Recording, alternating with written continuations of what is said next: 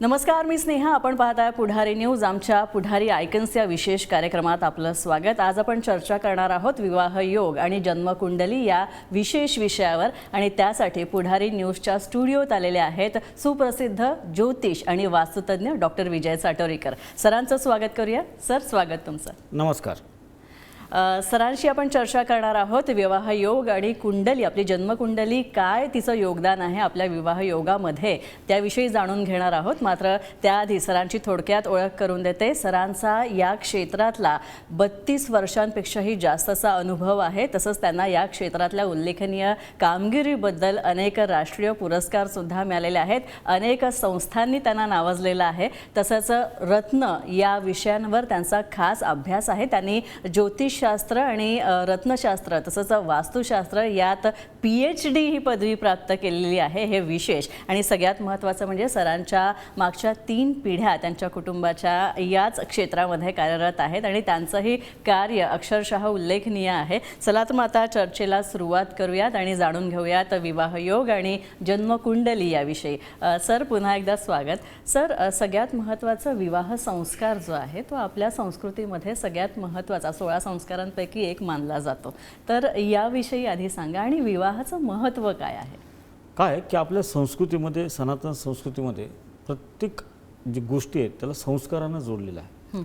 आपले जे 16 संस्कार आहेत, ज्याला आपण 16 संस्कार म्हणतो, त्या संस्कारामधले सगळ्यात महत्त्वाचा संस्कार म्हणजे विवाह संस्कार. अगदी खरं आहे. आणि आपण पाहतोय की वैवाहिक जीवनाच्या बाबतीमध्ये किंवा विवाहाची जी आताची जी परिस्थिती आहे याच्यामध्ये आपण पाहतो की वैवाहिक जीवनामध्ये प्रत्येकालाच किंवा विवाह जुळवताना, विवाह जमताना, विवाह झाल्यानंतर अनेक प्रश्नाला सामोरे जावं लागतं.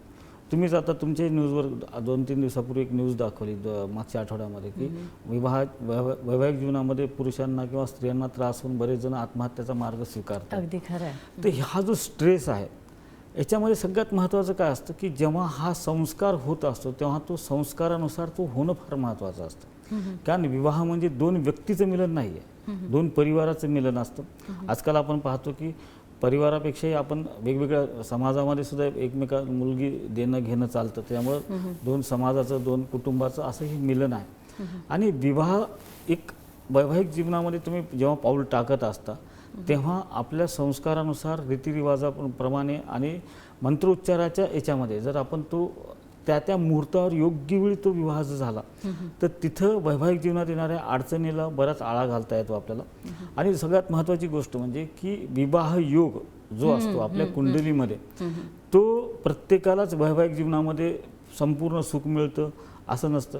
ज्योतिषशास्त्र पण काय सांगतं माहिती का की तुमचे जे गुण आहेत 36 गुण, त्याच्यापैकी तुमचे 18 गुण जुळले पाहिजे. आणि 18 गुण म्हणजे 50% झाले. म्हणजे 10 पैकी 5 गुण तुमचे जर जुळाले, एखाद्या मुलाचे आणि मुलींचे जर वैचारिक गुण असतील, बाकीचे प्रोफेशनल वाईज असतील, असे मोजून तुमचे 5 गुण एकमेकाला जुळत असतील, जे स्वभावाचे पण असू शकतात ते, तर तुम्ही तिथे पुढे जायला काही हरकत नसतं. पण आजकालच्या ज्या पिढीमध्ये आपण हे पाहतोय ना की प्रत्येक मुलाला आणि मुलीला असं वाटतं की 100% मला मिळालं पाहिजे, कारण माझ्या इमॅजिनेशनमध्ये माझा लाईफ पार्टनर कसा असला पाहिजे या बाबतीतले जे जेव्हा ते विचार करतात त्यांना असं वाटतं की मला ह्या 10 गोष्टी अपेक्षित, तर ह्या 10 गोष्टी त्या मुलीमध्ये किंवा त्या मुलामध्ये अपेक्षित असायलाच पाहिजे. पण शास्त्र असं सांगतं की तुम्हाला 50% अबोव 6 जरी गुण असतील तर तुम्ही तिथे पुढे जायला, तुम्ही ते कॅरी फॉरवर्ड करायला काहीच हरकत नाही. पण मूळ प्रॉब्लेम होतो की 100% परफेक्टच्या मागे लागण्याचा. पण जगात अशी कोणतीच गोष्ट परफेक्ट नाही आहे. सूर्यामध्ये पण डाग आहे, सूर्यामध्ये पण आग आहे, चंद्रामध्ये पण डाग आहे. त्याच्यामुळे काय की अशी कोणतीही गोष्ट ही परफेक्ट नसते. आणि त्यामुळं आजकालच्या वैवाहिक जीवनाचा जर आपण ह्या संस्काराचा संबंध लावला, आपण म्हणतो आजकालचे जे विवाह आहेत ना ते इव्हेंट झालेले. त्याच्यामध्ये काय की मूळ जो गाभा आहे त्या संस्काराचा तो बाजूला सरकला जातो आणि बाकीच्या गोष्टी तुम्ही त्या तिथे येतात. तर त्यामुळं ते जे संस्कार ज्या पद्धतीने व्हायला पाहिजे असतात त्या पद्धतीने होत नाहीत. त्याच्यामुळं वैवाहिक जीवनामध्ये किंवा सांसारिक जीवनामध्ये, मी तर म्हणतो की सांसारिक जीवन फार महत्त्वाची गोष्ट आहे. कारण विवाहाला तयार होणं, मुलगा किंवा मुलगी कुणी पण असेल, जेव्हा ती विवाहाला तयार होते ना तेव्हा त्यांनी मनाशी एक गाठ बांधून घेतली पाहिजे की आपण एक ॲडजस्टमेंटचं एक प्रकरण हातात घेतोय की तिथे तुम्हाला ॲडजस्टमेंट ही करावीच लागते. कारण विवाहानंतर जे संसार असतो ना तो संसार होत नसतो, तो करूनच दाखवावा लागतो. करायला आणि लागतं, ते जर करता आला नाही तर मग तिथे काहीतरी वांदे क्रिएट होतात आणि मग त्याच्यामुळं काहीतरी समस्या निर्माण होतात आणि वैचारिक मतभेद निर्माण होतात. तर यासाठी सगळ्यात महत्त्वाचं की विवाह संस्कार आणि आपल्या जन्म लग्न कुंडलीहून आपल्याला हे जाणून घेता येतं की आपल्याला वैवाहिक जीवनामध्ये मिळणारा जोडीदार कसा आहे. मेन प्रॉब्लेम काय होतो माहिती का आजकालच्या मुलांमुलींमध्ये की तुम्ही लाईफ पार्टनर शोधताय का बिझनेस पार्टनर शोधताय हेच त्यांच्या लक्षात येत नाही. मुळात ते प्रोफाईल वाईज जातात की उत्पन्न किती आहे, बॅलन्स किती आहे, प्रॉपर्टी किती आहे, किती फायनान्शियली किती किती सेटल आहेत, ह्या सगळ्या गोष्टी. पहिल्या काळामध्ये घर पाहायला जायचं, घरंदाज आहे का नाही, संस्कार कसे आहेत, हे सगळ्या गोष्टी पाहायला जातात. आजकाल तुम्ही त्यांचं प्रोफाईल बघता की तो किती कमवतो किंवा ती किती कमवते. आणि मान्य आहे मला की ह्या भौतिक सुखाच्या मागे लागलेल्या लोकांच्या जीवनामध्ये पैसा कमवणं तेवढंच महत्त्वाचं आहे आणि दोघांनी कमवणं तेवढंच महत्त्वाचं आहे. पण तिथं आपुलकी, प्रेम, भावना, इमोशन्स, एकमेकाबद्दलचा आदर, ह्या ज्या गोष्टी आहेत ना ह्या कुठेतरी तुटत चालल्यात. इथं फक्त व्यवहार येतोय सगळीकडे. आणि माझा आत्तापर्यंतचा अनुभव मी पाहतो की मागच्या 10 वर्षामध्ये किंवा 5-7 वर्षामध्ये मी जे पाहतो विवाह संस्थेची जी परिस्थिती निर्माण झालेली आहे की मुलं मुली लग्नाला लवकर तयार होत नाही आहेत, पालक परेशान आहेत, पाकीट चांगले आहेत, पैसे चांगले कमवत आहेत, तरी पण एक असुरक्षिततेची भावना त्यांच्या मनामध्ये सातत्याने येते की त्यांच्या कलिग्सच्या जीवनामध्ये काहीतरी प्रॉब्लेम आहेत, त्यांच्या नातेवाईकाच्या जवळच्या काहीतरी प्रॉब्लेम आहेत आणि ते विचार ते डोक्यामध्ये घेऊन मग आपण ते निर्णय घ्यायचा का नाही घ्यायचा. बरेच मुलं मुली मला सांगतात की माझी इच्छाच नाही लग्न करायची, असाच मजेत आहे. तर माझं म्हणणं आहे की हा जो संस्कार आहे ना हा जीवनामध्ये होणं तेवढंच महत्त्वाचं आहे. कारण आपल्या जीवनामध्ये आपण जेव्हा येतो ते आपल्याला काही गोष्टी आहेत की त्याच्या जबाबदाऱ्या आहेत की त्या जबाबदाऱ्या जे ऋण म्हणतो आपण त्याला, ते ऋण आपण फेडणं फार महत्त्वाचं आहे. की त्याच्यामध्ये मातृ ऋण असतं, पितृ ऋण असतं, धर्म ऋण असतं. आता याच्यामध्ये जे पितृ ऋण असतं ना त्यासाठी विवाह फार महत्त्वाचा असतो. कारण तुम्ही जर मुलीला जन्म दिला तर तुम्ही मातृ ऋणातून मुक्त होता, तुम्ही जर मुलाला जन्म दिला तर तुम्ही पितृ ऋणातून मुक्त होता. तर ही जी संसाराची एक घडी बसलेली आपल्या सनातन संस्कृतीमध्ये त्याला प्रत्येक गोष्टीला सायंटिफिकली आणि आपण जर विचार केला तर तुम्हाला चांगले संस्कार त्याच्यामध्ये दिसायला मिळतील, पाहायला मिळतील. तर त्या दृष्टिकोनातून ह्या विवाहाला आपण पाहिलं पाहिजे. आणि आजकालच्या पिढीचा इथंच दृष्टिकोन चुकतोय असं मला वाटतं, वैयक्तिक माझं मत आहे. तर त्या दृष्टिकोनातून त्यांनी आणि ज्योतिषशास्त्र याच्यासाठी त्यांना मार्गदर्शन करायला कधी, कारण ज्योतिषशास्त्राबाबतीत असं आहे की हे शास्त्र असं आहे की तुम्हाला जीवनातल्या प्रत्येक गोष्टीवर तुम्हाला मार्गदर्शन मिळतं. तर तुमची कोणतीही समस्या असो, अशी कोणतीही समस्या नाही आहे की तिला उपाय नसतो, असं कोणतंही किलूप नाही की त्याला चावी नसते. फक्त शोधणारा माणूस पाहिजे. तिथं परफेक्ट अनालिसिस आणि परफेक्ट सोल्युशन मिळणं फार गरजेचं असतं. त्यासाठी तुमच्या जीवनामध्ये जर ही परिस्थिती असेल, तुमचं लग्नाचं वय झालेलं असेल, तुमची पालक तुमच्या विवाहाबाबतीत चिंतित असतील, तर अशा वेळेला तुम्ही चांगल्या जाणकार ज्योतिषाचा सल्ला घेणं फार महत्त्वाचं असतं. अच्छा, पण सर आता ज्योतिषशास्त्रामध्ये एखाद्या व्यक्तीच्या कुंडलीला फार महत्त्व आहे. तर जन्मकुंडली जशी बनवली जाते आणि जेव्हा विवाह योग्य वय होतं त्यावेळी जन्मकुंडलीचा अभ्यास केला जातो, तेव्हा पत्रिकेचं किंवा कुंडलीचं महत्त्व काय असतं विवाहाच्या दृष्टीने किंवा विवाहाच्या योगाच्या दृष्टीने? काय की जन्म लग्न कुंडली ही जी कुंडली असते ना ही तुम्ही जन्मल्या पूर्व क्षितिजावर जी ग्रहांची स्थिती असते त्याच्यानुसार ती निर्माण झालेली असते. तर त्यानुसार त्या ग्रहांचं जे तुमच्यापर्यंत येणारे त्याची जी ऊर्जा किरणं आहेत त्यांचं जे अंतर आहे त्याच्यानुसार आपण कॅल्क्युलेशन करत असतो आणि त्या कॅल्क्युलेशननुसार आपण त्यांचं प्रिडिक्शन करत असतो. आणि आपल्या जन्मलग्न कुंडलीमध्ये 12 स्थानं असतात. 12मध्ये प्रत्येक स्थान काही ना काही गोष्टी दर्शवत असतं. त्यातलं आपलं वैवाहिक जीवनाच्या बाबतीत जेव्हा आपण प्रश्न विचारतो किंवा पाहतो तेव्हा आपल्या कुंडलीतलं सप्तम स्थान फार महत्त्वाचं असतं. आणि सप्तम स्थान हे आपल्या लाईफ पार्टनरसाठी पण तेवढंच महत्त्वाचं असतं, वैवाहिक जीवनासाठी पण तेवढंच महत्त्वाचं असतं. त्याच्यानंतरचं जे स्थान असतं ते म्हणजे आपलं पंचम स्थान असतं, ते आपल्याला संतती बाबतीत आपल्याला मार्गदर्शन करत असतं.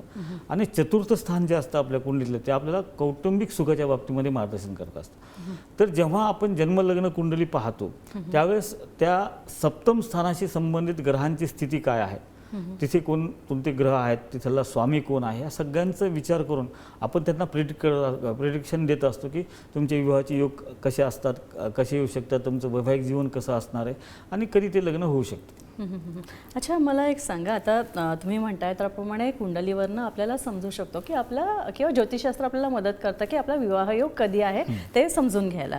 पण यात गुणमेलन म्हणून एक प्रकार आहे, तर तो खरंच तितका प्रभावी आहे का, किंवा त्याचं महत्त्व काय आहे?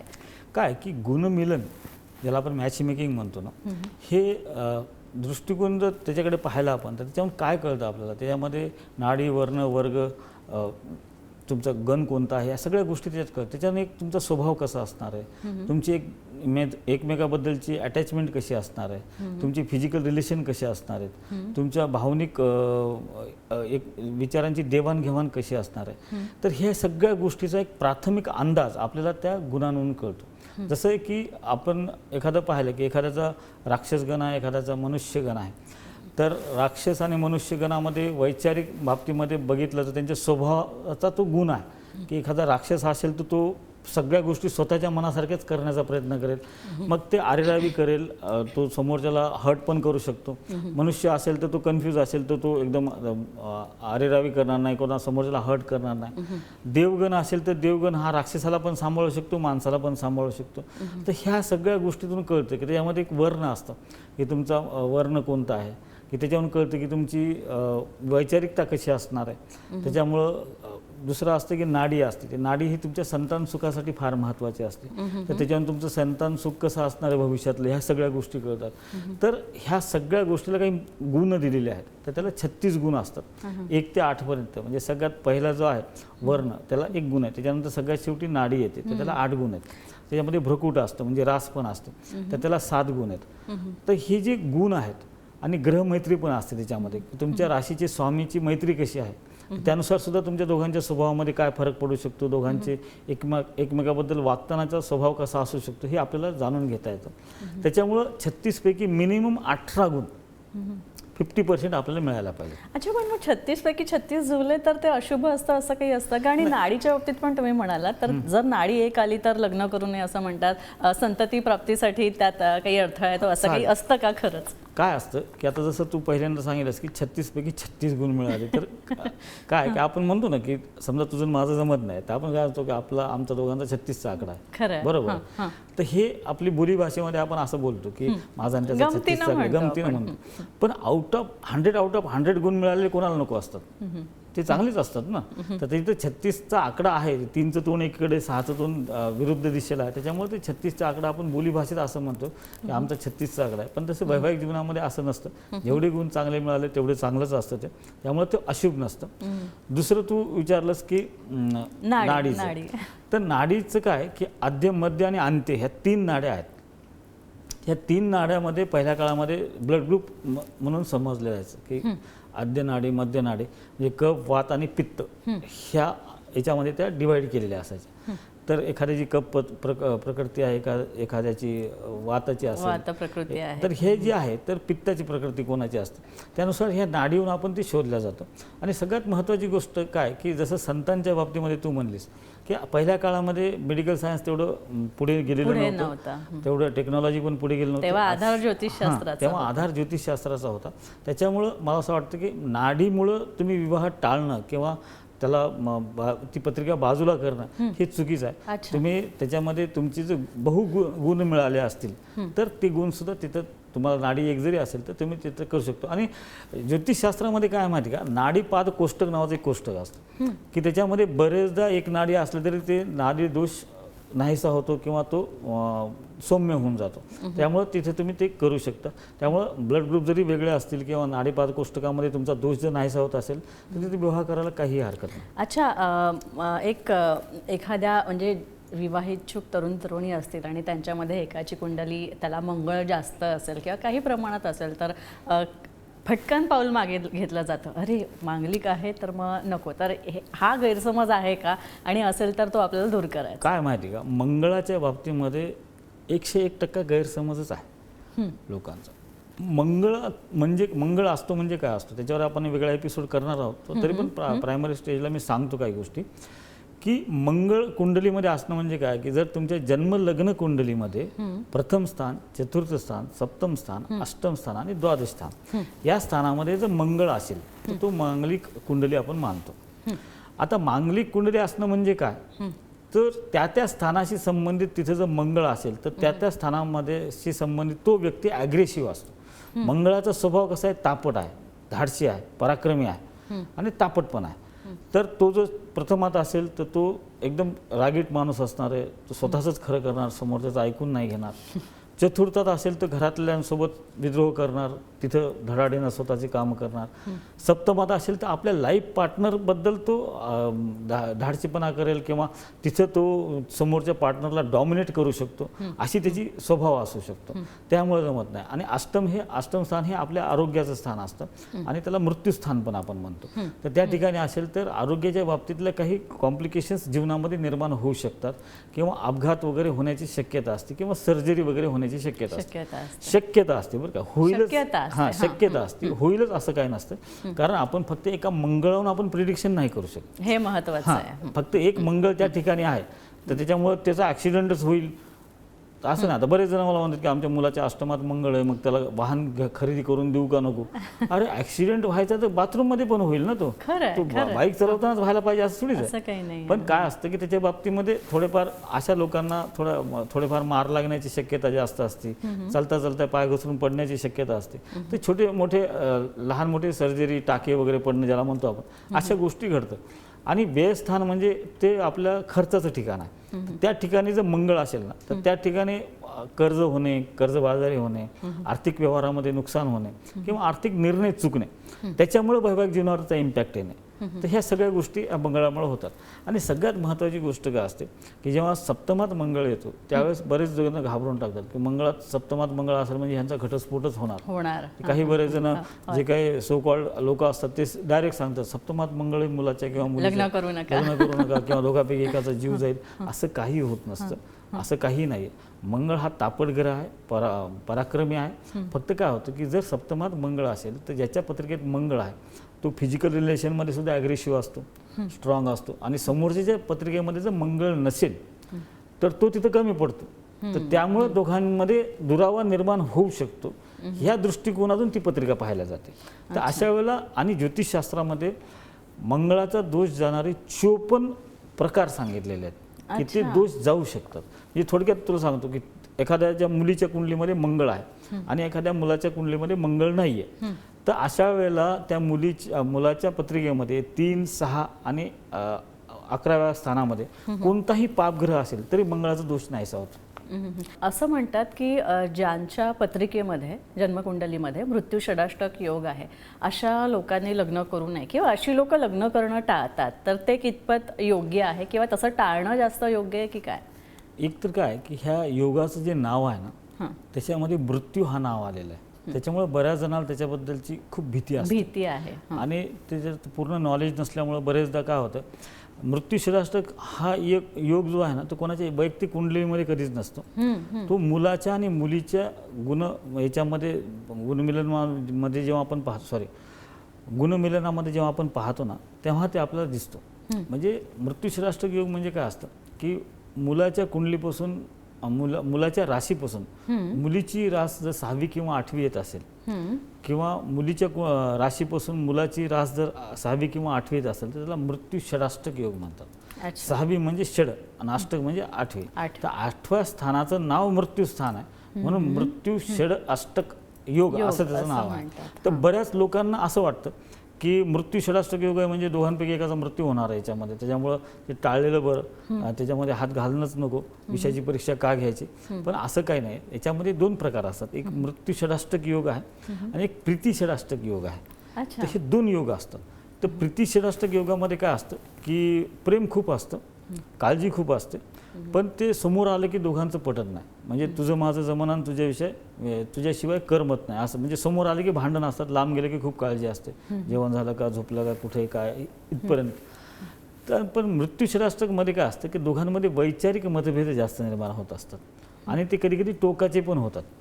पण याच्यामध्ये असं आहे की जर दोघांचा 9मो स्वामी जो मित्र असेल तर मृत्यू षडाष्टक योग जरी असेल तर त्यांचं वैवाहिक सुख चांगलं असतं. अच्छा, म्हणजे थोडक्यात जो गैरसमज आहे की मृत्यू षडाष्टक योग असेल तर विवाह करू नये तो चुकीचा आहे असं म्हणूया. अगदी म्हणजे फार महत्त्वाचा गैरसमज आपला दूर केलेला आहे. सल्ला घेणं फार गरजेचं आहे. सल्ला फार महत्त्वाचा आहे, हेही फार महत्त्वाचं आहे. अच्छा, मला एक सांगा सर, आता रत्नावर तुमचा खूप अभ्यास आहे, तर विवाह योग येण्यासाठी किंवा ते तसं जुळण्यासाठी आपण काही विशिष्ट रत्न धारण करू शकतो का? काय की जेव्हा आपण विवाहाचे योग पाहत असतो ना, जेव्हा प्रयत्न करत असतो त्यासाठी, तर बरेच पालक माझ्याकडे येतात त्यांच्या मुलाच्या किंवा मुलीच्या पत्रिका घेऊन. तेव्हा ते म्हणतात आम्ही 3 वर्ष झाले प्रयत्न करतोय, 5 वर्ष झाले प्रयत्न करतोय, योग येत नाहीत, मनासारखे स्थळ येत नाहीत, नको असलेले मागे लागतात, आपल्याला जे आवडतात त्यांच्याकडून काही निरोपच येत नाहीत. तर अशा जेव्हा गोष्टी होत असतात तेव्हा त्यांच्या सप्तमामध्ये कोणत्या तरी पापग्रहाचा संबंध असतो. सहसा शनीचा जेव्हा संबंध येतो ना सप्तमामध्ये, तेव्हा विवाह उशिरा होत असतात आणि ते उशिरा केलेले चांगले पण असतात. कारण शनी हा नपुसक ग्रह आहे, त्याला वैवाहिक जीवनामध्ये इंटरेस्ट नसतो.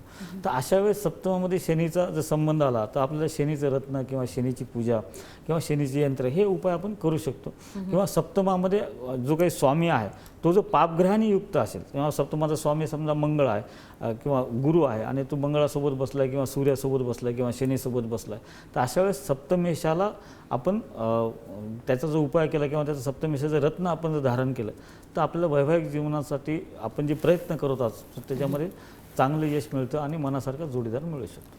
नक्कीच. म्हणजे आपली जन्मकुंडली विवाह योगासाठी अभ्यासणं फार महत्त्वाचं आहे असं आपण एकंदरीतच म्हणू शकतो. तर आपण पाहिलं तर हे होते डॉक्टर विजय साटोरीकर, ज्योतिष आणि वास्तुतज्ञ. तसंच रत्नावर सुद्धा त्याचा चांगला अभ्यास आहे आणि तुम्हाला जर सरांचं मार्गदर्शन घ्यायचं असेल तर तुम्ही सुद्धा सरांशी संपर्क साधू शकता. ठाण्यात तसंच मुंबईमध्ये सुद्धा सरांचं सेंटर्स आहेत, तसंच पुणे कोल्हापूरमध्ये सुद्धा सर असतात आणि त्याचप्रमाणे छत्रपती संभाजीनगर आणि नागपूरमध्ये सुद्धा सरांची शाखा आहे. तिथे तुम्ही जाऊन सरांना प्रत्यक्ष भेटू शकता आणि सरांचं योग्य मार्गदर्शन घेऊ शकता. तसंच सरांची वेबसाईटसुद्धा आहे, ईमेल ID सुद्धा आहे आणि सरांना जर संपर्क करायचा असेल तर संपर्क क्रमांक सध्या तुम्ही पुढारी न्यूजच्या स्क्रीनवर पाहू शकता. त्यावर संपर्क करा आणि सर नक्कीच तुम्हाला योग्य ते मार्गदर्शन करतील. विजय सर, तुम्ही इथे आलात त्यासाठी खूप खूप आभार तुमचे. धन्यवाद. यानंतर पुढारी आयकन्समध्ये इथेच थांबतोय. नमस्कार.